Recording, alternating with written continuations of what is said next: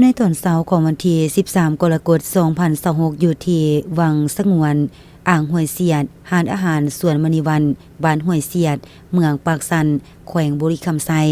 แผนกกสิกรรมและสิ่งแวดล้อมแขวงได้จัดพิธีปล่อยปลาลงสู่แหล่งน้ำธรรมชาติจำนวน 50,000 ตัวซึ่งประกอบมีปลาในปลานิลปลาปากปลากินหญ้าและปลากิดแลบเนื่องในวันปล่อยปลาและอนุรักษ์สัตว์น้ำแห่งชาติ13กรกฎาคม2026โดยเกียรติเข้าร่วมของท่านคำแวนปัญญานุวงศ์ประธานคณะกรรมการปกครองแขวงมีบรรดาการนำของแขวงต่างหน้าแผนกการคะแนนการอ้อมข้างแขวงและน้องน้อยเยาวชนจากโรงเรียนแห่งต่างๆภายในแขวงเข้าร่วมในพิธีทานอุทธรสิ่งหาดวงปัญญาหองหัวหน้าแผนกกสิกรรมและสิ่งแวดล้อมแขวงได้รายงานการกาเกียมเฉลิมฉลองวันปล่อยปลาและอนุรักษ์สัตว์น้ำแห่งชาติ13กรกฎาคมจุดประสงค์หลักก็เพื่อเป็นการปลูกจิตสำนึกในการอนุรักษ์ปกปักรักษาเสริมขยายความอุดมสมบูรณ์และเพิ่มประชากรปลาสัตว์น้ำอยู่แหล่งน้ำในธรรมชาติให้มีความยืนยงและอีกปัญหาหนึ่งก็เพื่อเป็นการระลึกถึงวันคล้ายวันเกิดของประธานสุภานุวงศ์ครบรอบ117 ปีให้มีความหมายความสำคัญยิ่งขึ้นดังที่ฮู้น้ำกันแล้วว่าแขวงบุรีคำไซแม่นเป็นแขวงหนึ่งในระยะผ่านมาก็คือปัจจุบัน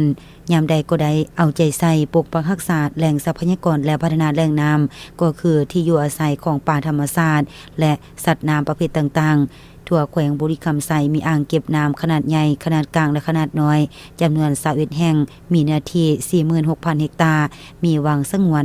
114วังในจำนวน114บ้านเนื้อที่มีทั้งหมด327เฮกตาร์ในนั้นมีวังสงวนในแม่น้ำคลอง10วังอยู่3เมืองคือเมืองดาพบาทเมืองปากสันและเมืองปากกระดิ่งในปีผ่านมาสามารถหาปลาได้จากแหล่งน้ำธรรมชาติโดยเฉลี่ย 5,600 กว่าตนมีหนองปลาเลี้ยงทั้งหมดจำนวน 1,858 หนองเนื้อที่585 กว่าเฮกตาร์ผลผลิตได้ 6,315 ตันต่อปีเลี้ยงปลาในกระสัง353กระสังผลผลิตได้ 2,541 ตันต่อปีตอบสนองบริโภคสิ้นปลาโดยเฉลี่ย26กิโลต่อคนต่อปีในปี2025ที่ผ่านมาทั่วแขวงสามารถเก็บกำตัวเลขผลผลิตปลาจากธรรมชาติและปลาเลี้ยงทั้งหมด 14,729 ตันเทียบใส่ปี2024เพิ่มขึ้น23ส่วนห้อยสร้างและรับจากผลผลิตปลาธรรมชาติและปลาเลี้ยงได้ทั้งหมด736ตื้อ400กว่าล้านกีบซึ่งเป็นการประกอบส่วนเข้าในโครงประกอบเศรษฐกิจของแขวงได้อยู่ในระดับใดหนึ่งโดยการแลเห็นคุณประโยชน์และความสำคัญดังกล่าว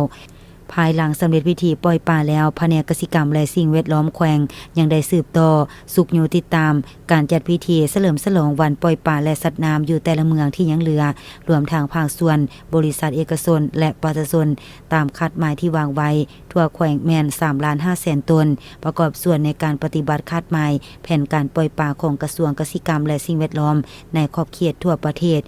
72ล้านตัว